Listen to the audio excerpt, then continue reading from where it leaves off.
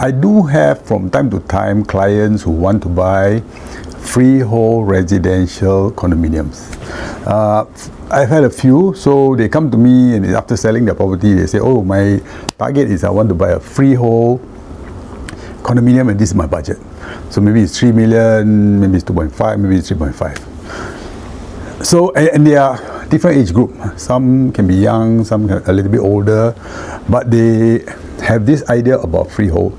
They feel that freehold is a higher value and better for them, right? So it is very true that when it comes to freehold, you know that freehold properties are set at a higher value, usually 15 to 20% higher than a similar leasehold property nearby.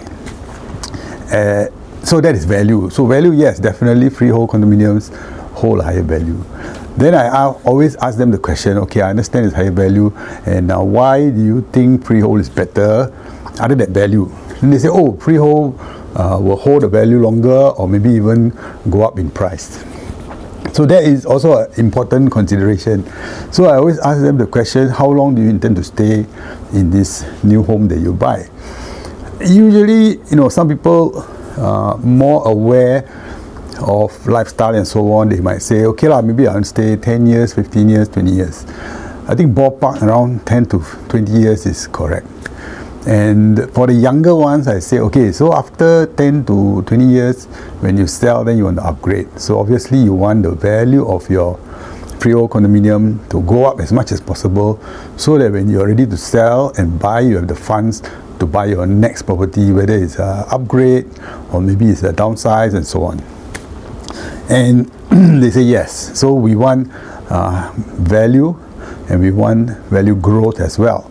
So that's where in Singapore, right, you have to realize that because majority of the market for private condominiums is 99-year lease, and government land sales is 99-year lease. So the newer ones are predominantly 99-year lease. And most of the market buy 99-year lease. So what sets the price trend forward? Of course, the macro, the income and so on, interest rates and so on, yes. But if you discount all that, what sets the price moving forward for private condominiums is 99-year lease, government land sales, developer price, and of course the demand. When the developers sell out everything, the next land they buy, they are willing to pay a bit more to the government, and then they will price higher because the demand is there. So if 99-year lease is the one that sets the bar, that sets 99-year lease, brand new developer units are the one that set the bar for the price to increase, other than all the other factors, right?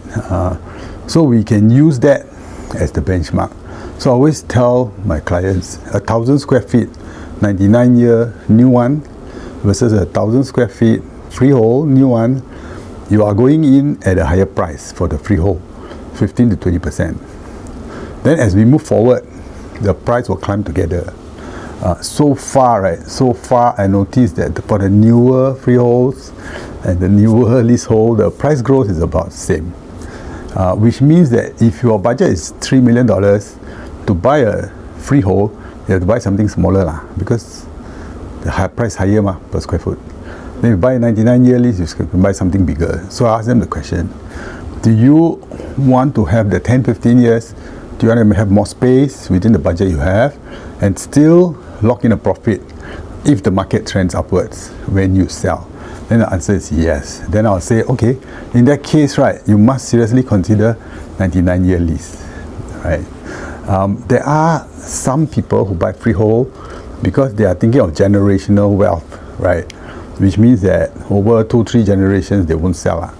Okay, but Singapore is like what, 65 years old, 60 years old, so we don't have the history. What I can say is, even a freehold condominium, when the time comes, it becomes very old. Either it's going to be bought over by a developer and then rebuilt and so on. So there of course there are gains when you have an en bloc, but we're really looking at many decades down the road. So if you're thinking of buying freehold, ask yourself a few questions. the budget, the size, the age of the condominium that you want, and when you want to exit. Reasonably lah. Is this 10 years, 5 years, 15 years, 20 years? If the answer is falls within 20 years, do consider newer. Not only newer, but just resale condominiums. And I usually tell my clients, anything that's less than 20 years old, I think is still a good buy. So freehold in Singapore is for a small segment of clients who die want freehold. So if you're holding a freehold property, the number of buyers is also less, right? So demand is also less. So price appreciation will be affected as well. So I hope that helps.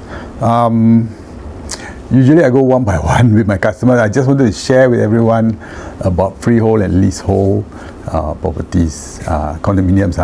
Landed is completely different ball game because there is no new supply. I hope that helps.